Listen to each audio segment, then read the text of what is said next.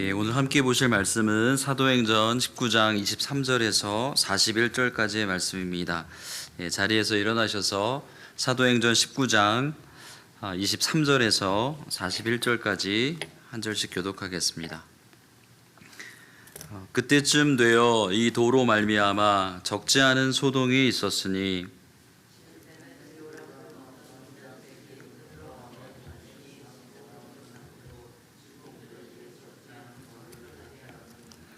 그가 그 직공들과 그러한 영업하는 자들을 모아 이르되 여러분도 알거니와 우리의 풍족한 생활이 이 생업에 있는데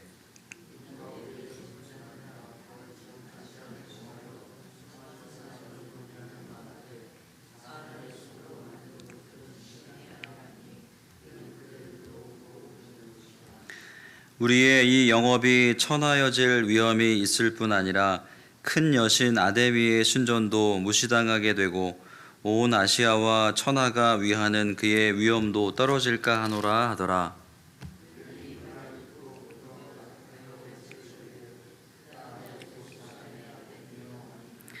온 시내가 요란하여 바울과 같이 다니는 마케도니아 사람 가이오와 아리스다고를 붙들어 일제히 연극장으로 달려 들어가는지라.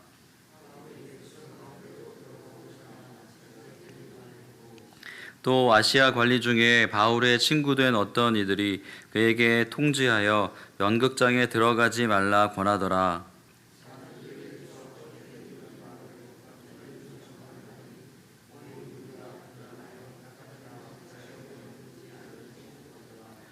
유대인들이 무리 가운데서 알렉산더를 권하여 앞으로 밀어내니 알렉산더가 손짓하며 백성에게 변명하려 하나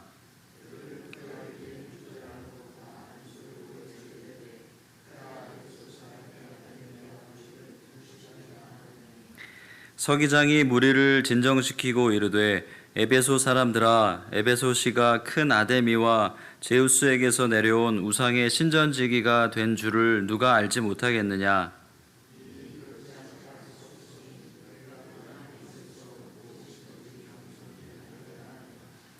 신전의 물건을 도둑질하지도 아니하였고 우리 여신을 비방하지도 아니한 이 사람들을 너희가 붙잡아 왔으니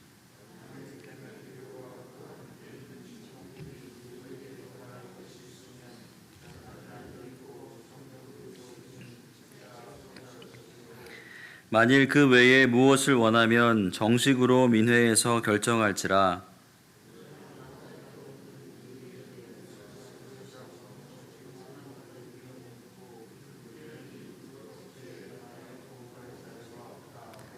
함께 읽겠습니다. 이에 그 모임을 흩어지게 하니라. 아멘. 자리에 앉으시겠습니다. 에베소에는 마술책을 보고 주술을 외워서 능력을 행하며 돈을 받는 주술적인 문화가 강한 도시였습니다. 그래서 바울이 성령의 능력 행함을 보고도 더 강한 신을 찾은 곳으로 생각했던 것입니다. 하지만 바울이 전한 예수 그리스도를 영접하고 결국 그들이 신봉하던 우상들을 버렸습니다. 그들의 생계 수단이었던 주술책들을 다 불태워 버렸습니다. 오늘 본문에서도 에베소의 이 주술적인 문화의 한 단면을 볼 수 있습니다.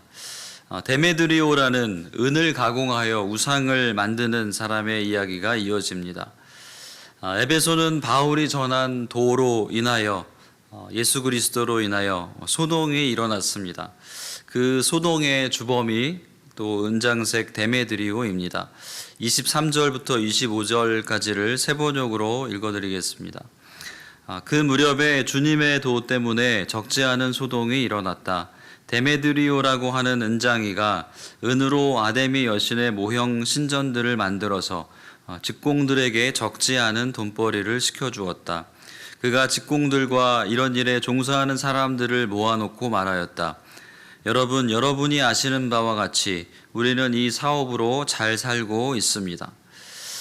데메드리오는 손재주가 있었습니다.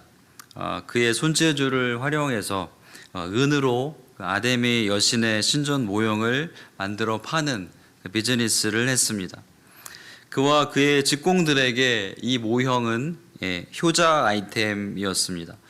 아데미 여신의 신전은 약 115m의 길이와 45m 넓이의 거대한 신상이었습니다.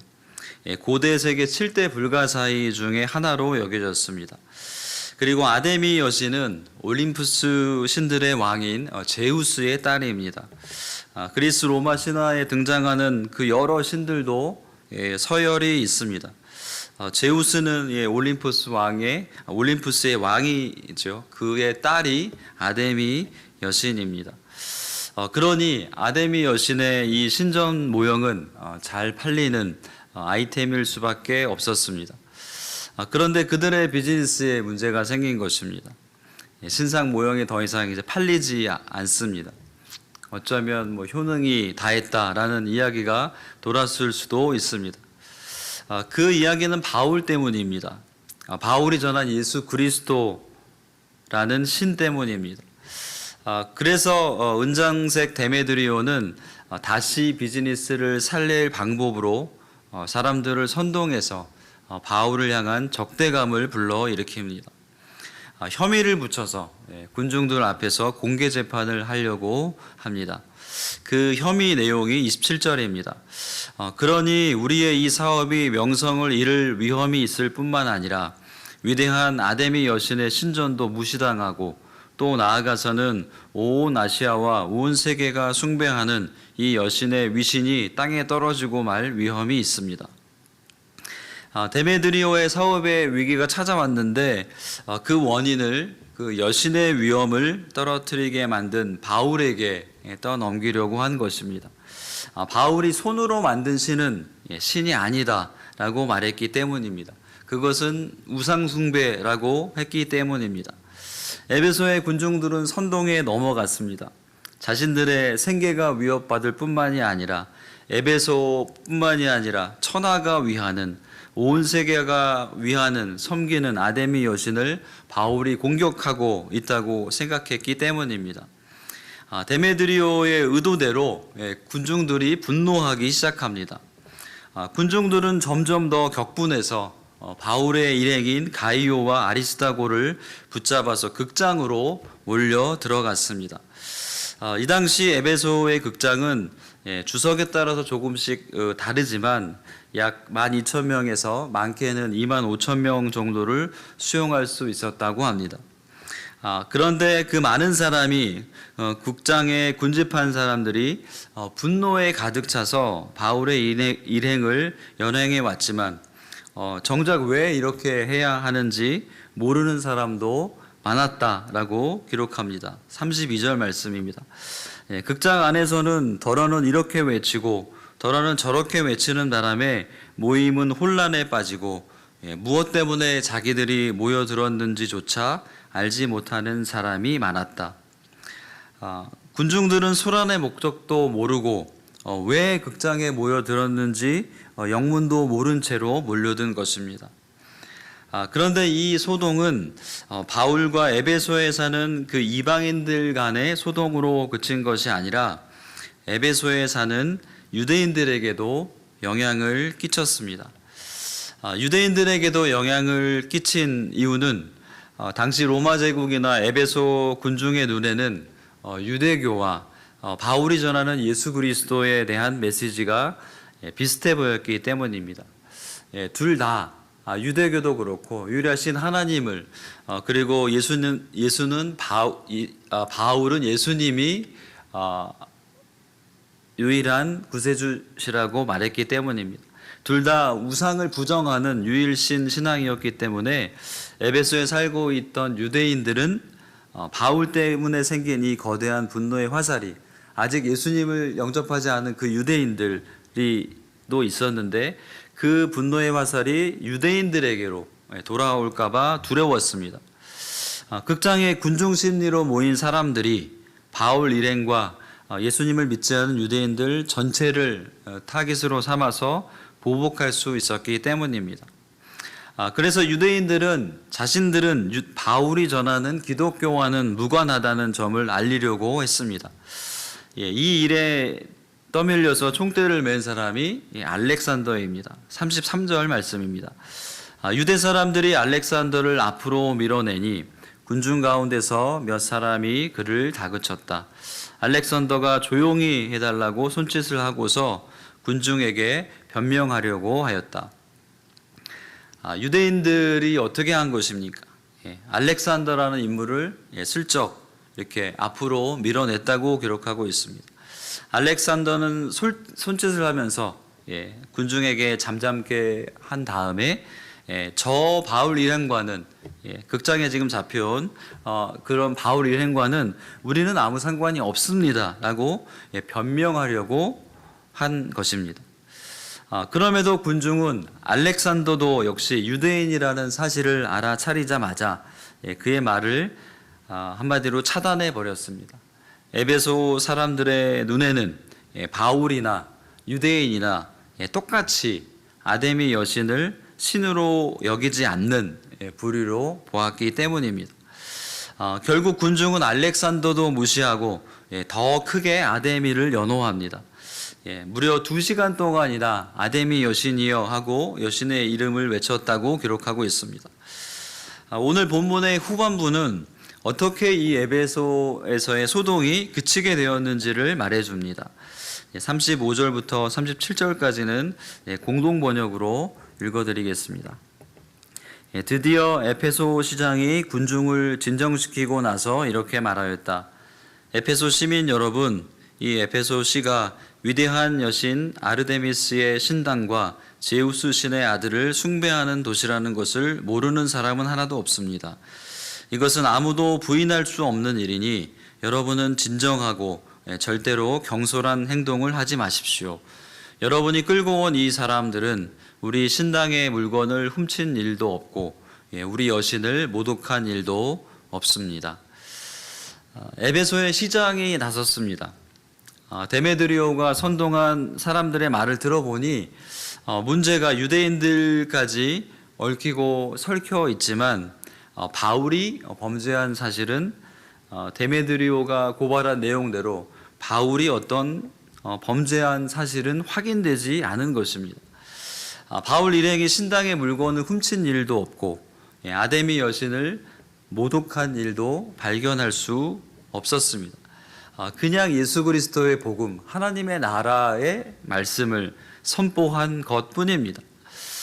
그리고 이 시장이 이 나선 이유는 로마 정부가 이런 사회적인 소요 사태를 가장 싫어했기 때문입니다.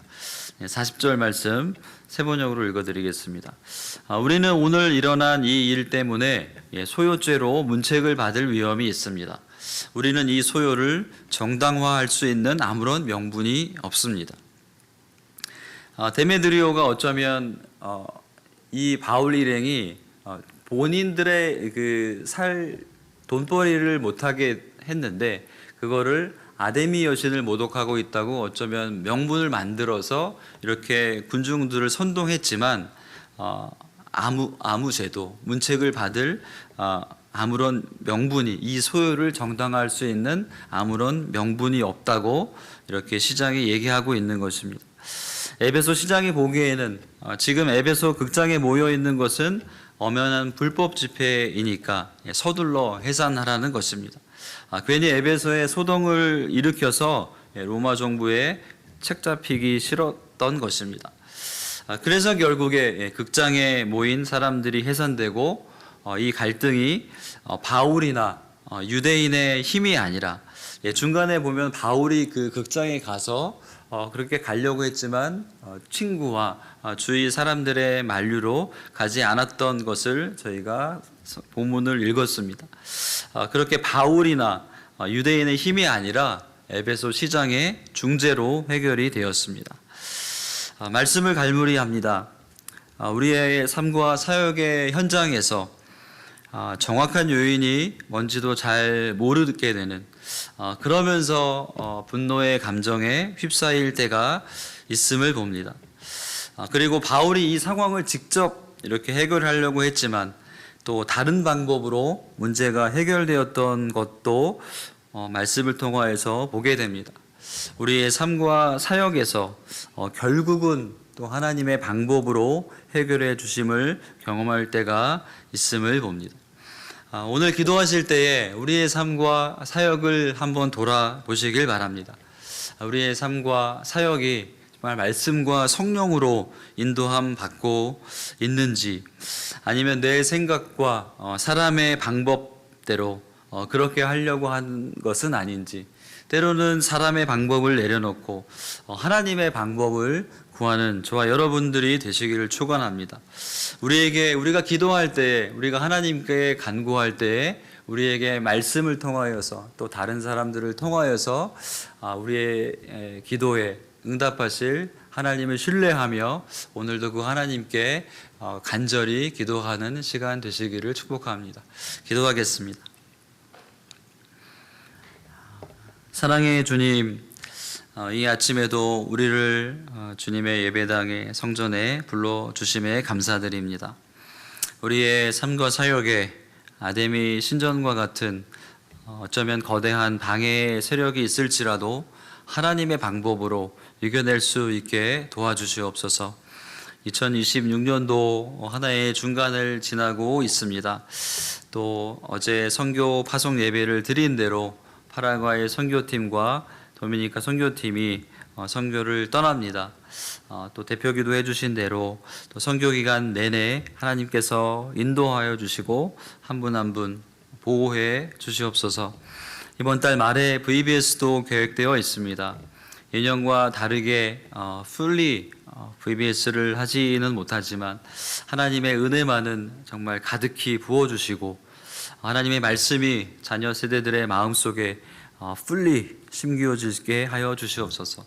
많은 계획들 가운데 주님이 함께하여 주셔서 말씀 사역과 찬양과 액티비티 등을 통해서 주님을 알게 되고 또 주님의 이름을 널리 전할 수 있게 하여 주시옵소서. 성도님들의 건강을 위해서 기도합니다. 몸과 마음을 강권적으로 붙들어 주셔서 병든 몸이 낫고 상한 마음들이 치유되게 하여 주시옵소서. 또 수술 이후에 빠른 쾌유가 있게 하여 주시옵소서. 병상을 함께 지키는 가족들을 돌보시고 새 힘을 부어 주시옵소서. 전쟁 지역에 파병한 집사님이 예정대로 정말 가정으로 또 교회로 무사히 귀환할 수 있게 역사하여 주시옵소서. 이 모든 말씀을 모든 이름 위에 뛰어난 이름이신 예수님의 존귀한 이름으로 기도드렸습니다. 아멘.